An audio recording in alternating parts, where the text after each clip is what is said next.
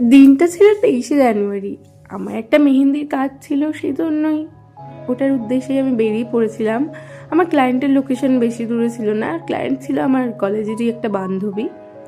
তো আমি টাইম মতো পৌঁছেও যাই, দুপুরে গিয়েছিলাম। কারণ যারাই মেহেন্দি পড়তে চাইছো একটু টাইমটা মেনটেন করো, কারণ ব্রাইডাল হোক বা সেমি ব্রাইডাল, মেহেন্দি করতে একটা মিনিমাম টাইম লাগে। সেই টাইমটুকু তোমরা যদি না দাও আমাদের খুবই প্রবলেম হবে।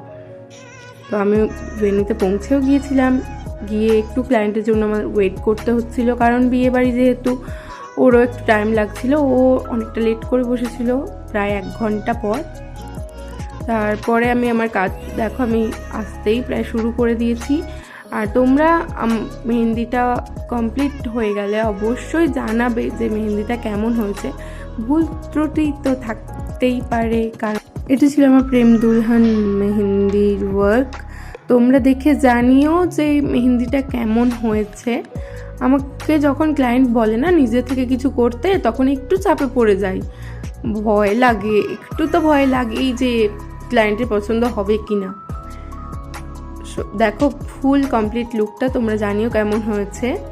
আর ক্লায়েন্টেরও পছন্দ হয়েছে মেহেন্দিটা।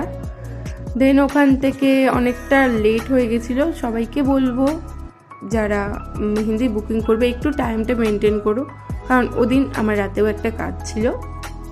দেন আমি দেখো এখানে আমার কন্ট্যাক্ট ডিটেলস দিয়ে দিচ্ছি। যারা আপকামিং ব্রাইডস আছো বা ব্রাইডমেডস আছো, যে কোনো মেহেন্দির জন্য আমার সাথে কন্ট্যাক্ট করতে পারো ওপরে দেয়া নাম্বারে।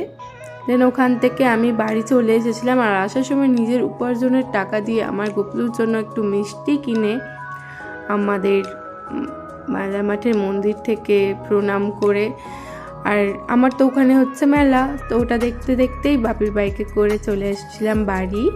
তো তোমরা জানিও অবশ্যই মেহেন্দিটা কেমন হয়েছে। রাধে রাধে।